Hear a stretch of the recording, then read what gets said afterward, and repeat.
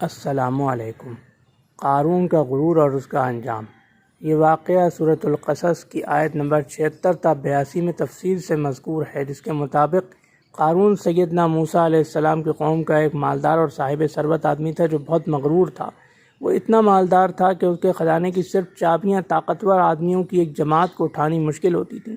اس کی قوم کے اہل ایمان اسے اس غرور اور کنجوسی پر متنبہ کرتے تھے کہ غرور مت کرو، اللہ تعالیٰ سے ڈرو، اور جو مال اللہ تعالیٰ نے تمہیں عطا فرمایا ہے اس سے غریبوں پر بھی خرچ کرو، رفاہی کاموں میں بھی خرچ کرو اور آخرت کی بھلائی طلب کرو۔ تو وہ کہتا تھا کہ یہ مال تو مجھے میرے علم کی بدولت اور اس پر عمل کرنے کی بدولت ملا ہے، اور وہ مانتا ہی نہیں تھا کہ یہ اس کو اللہ کا عطیہ ہے۔ تو ایک دن وہ اپنے سارے ٹھاٹ باٹ کے ساتھ مجمع عام میں نکلا، تو جو لوگ دنیا کے طلبگار تھے وہ قارون کے اس ٹھاٹ باٹ کو دیکھ کر عش عش کر اٹھے اور کہنے لگے کہ قارون تو بڑا نصیب والا ہے، کاش ہمیں بھی اتنا مال و دولت ملتا جتنا قارون کو ملا ہے۔ لیکن اہل علم اور اہل ایمان افسوس کرنے لگے کہ یہ مال و دولت تو دنیا میں ہی رہ جائے گا، تم پر افسوس ہے کہ تم عارضی چیز کی تمنا کرتے ہو، اللہ نے جو آخرت میں مقرر کیا ہے وہ تو بہت اچھا ہے اس سے۔ بہرحال کچھ ہی عرصے بعد اللہ تعالیٰ نے قارون کو اس کے غرور کی سزا اس صورت میں دی کہ اس کا عالی شان محل زمین میں دھنس گیا، اس کے سارے خزانے زمین میں دھنس گئے، اس کا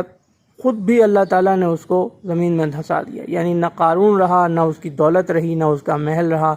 اور وہ سب ٹھاٹ باٹ برباد ہو گیا جس پر کچھ عرصہ پہلے تک وہ اکڑا کرتا تھا۔ تو جن لوگوں کو دنیا کی تمنا تھی انہوں نے جب یہ انجام دیکھا تو توبہ توبہ کی، اور پھر اللہ تعالیٰ کا شکر ادا کیا کہ اللہ تعالیٰ نے ہمیں قارون جیسا مال نہیں دیا، ورنہ انجام بھی قارون جیسا ہوتا۔ تو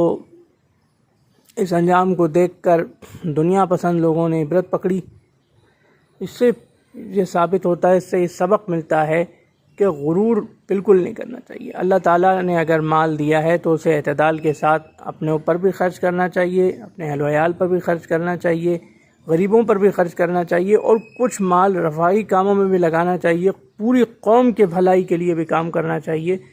تاکہ پھر اس سے آگے تک ایک لمبے عرصے تک آپ کا ذکر خیر باقی رہے۔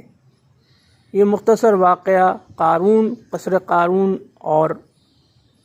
اس کے انجام کا سورۃ القصص آیت 76 تا 82 کی روشنی میں۔ اللہ حافظ۔